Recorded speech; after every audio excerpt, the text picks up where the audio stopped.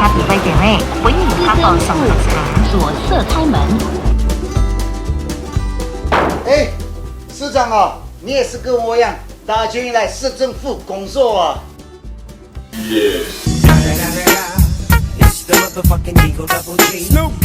市长好，吴凤好，今天为两位带来客语大挑战。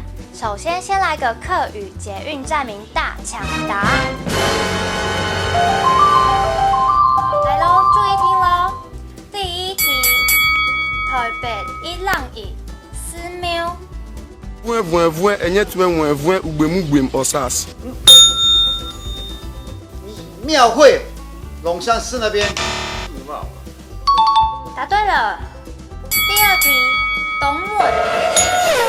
东门。答对了。我以为是英文叫 Don't move。第三题，龙山寺。龙市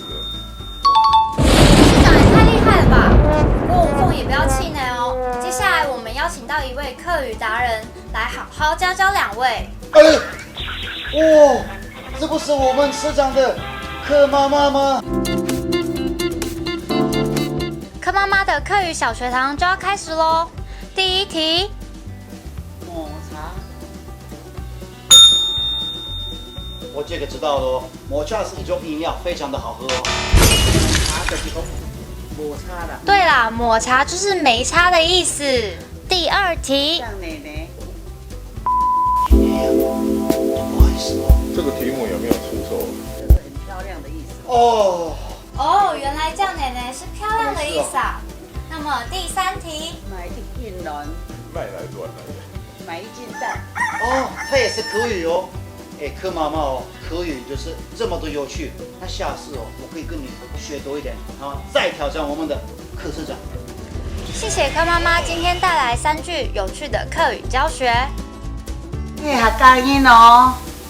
爱讲客家话。太过来讲下，吃饱吗？张罗了。学客家话之前，先来感受一下客家文化更有意思。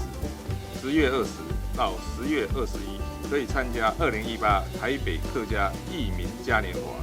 不管你是不是客家人，欢迎所有大朋友、小朋友一起来拱哈。教一下，我很好奇哦。我们的这个客家移民季为什么要有吃饱吗？